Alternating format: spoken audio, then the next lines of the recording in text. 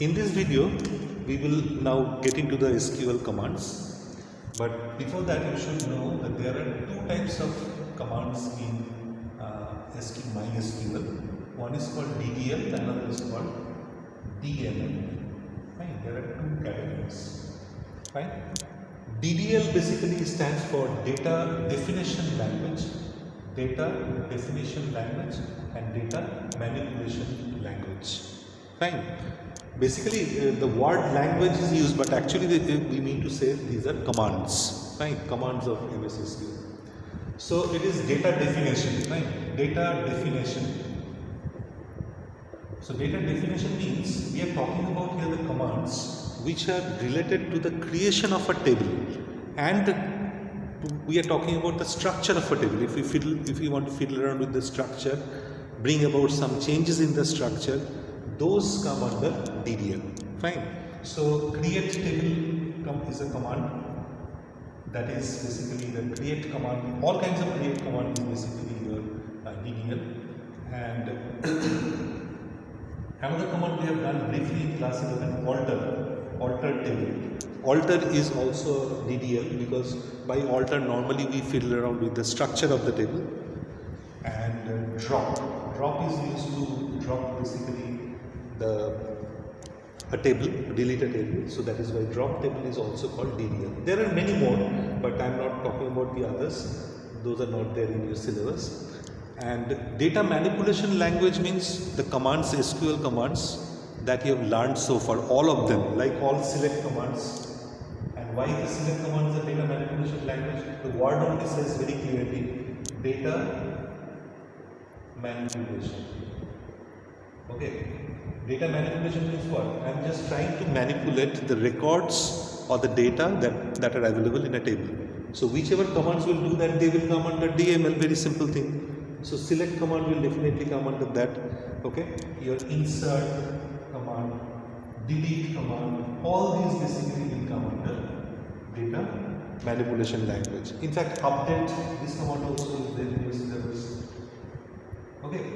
Update command also can be called data manipulation, because by update command what you do? You bring about the changes in the rows. So when you are trying to manipulate a particular record, bringing some changes into it, those, or if you want to display records in a particular fashion, those will come under DML. And DDL means we are talking about the structure of the table. Okay. When you are trying to bring about a change, creation, deletion of the table, those will come under DDL. Okay. This is one simple difference you can write. It can be a 2-mark question. So you can write this, basically talks about all the SQL commands which are related to the structure of the table. And here you can say these are the SQL commands which basically manipulates the records available in the table. Also you can write one more point. Okay. Though that is not in your syllabus, but just remember this. We can also say that DDL commands we cannot roll back. What do you mean to say by roll back? Normally whenever you write an SQL command, that's a permanent command. Fine. If you do something, for example, if you insert a row, you cannot undo it normally. But there is a way, if you want, there is a command for this. There is a command called auto commit. Fine. This auto commit property, if you put it 0, then it is possible to roll back also. What I mean to say that, I created a table, you know how to insert records, though we will revise it once here. If you insert a record, if you feel, you can roll back. Roll back means if you want, you can undo it. So the record which is inserted, that will not be there if you want. So it is possible that with the DML commands, once the command is executed, if you do that setting, you have to do that setting first, you can roll back. Okay, you can undo it. But if it is DDL commands, then you cannot, there is no way to undo. You cannot undo the commands given by you. Once you brought about the change in the structure of the table, that change is the permanent change. So we can say that we can, if we want, with proper setting, we can roll back in this case, but we cannot roll back in DDL. This difference also we can write. I will mention that in my notes. So now we will start with various commands. We have, but before that, let us quickly discuss the data types. What are the data types? There are different data types available. All types are not required. I told you this in class 11 also. Like there is a data type called char, where you know that you need to write the size. For example, in a table you want to take a field. Say that field name is some S name. So you can write S name and then we write the data type basically. Data type is written after the variable or the field. So this is one of the data types. Fine. Then another data type similar to that is called var char. Similar thing, you can use a size, but there is a little difference between char and var char.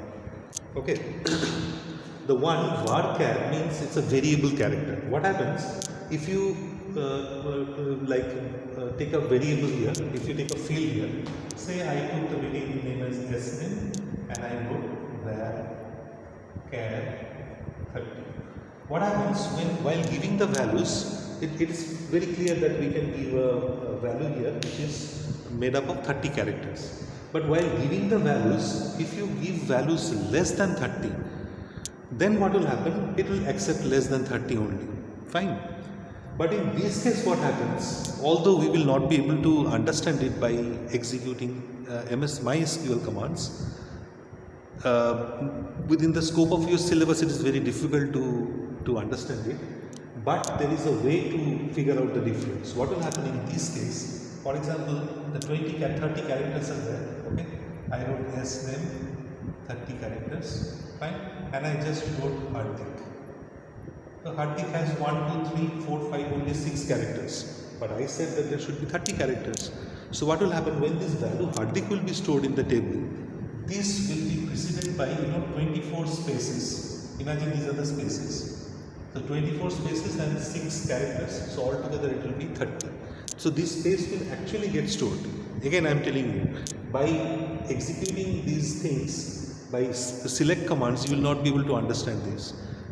We can understand this only if we write codes which are available in that database management system. Just like the way you write Python codes, every database management system has its own coding system, own programming infrastructure. So you can write programs over there to open things, join tables. By writing codes also you can do it. So there, if you want to display it, it will be very clearly visible that there, Hardik, this particular word will be preceded by 24 spaces, because I said that 30 should be the size of it. But in this case, what will happen? If I write, it will give the same value Hardik, nothing will happen, no space will be stored. That is what is the significance of this var. Var is basically, the word came from the word variable. So when you are storing a value over there, what happens? Whatever you give, that is accepted. But the maximum size is 30. It will not take more than 30. But less than 30, whatever you give, it accepts that. That is the difference between char and var char. Then we can have int category. It is written either int or you can write integer. Meaning is same. Fine. In fact, in this particular category, there are a lot of data types. Like there is one called tiny int, there is one called big int. But I will not confuse you of telling you all this. Just remember that these types are, this is same. Int and integer are same. Big int, tiny int, integer, they will all do the same thing. Only difference is their range of values are different. They accept different range. Fine. If you use integer, I think all normal problems will be able to solve. So we don't need to look into the other things. Another thing is, category is decimal. Right? Decimal category. This has a number of synonyms. This particular data type has number of synonyms. We can call it decimal, we can call it fixed, okay?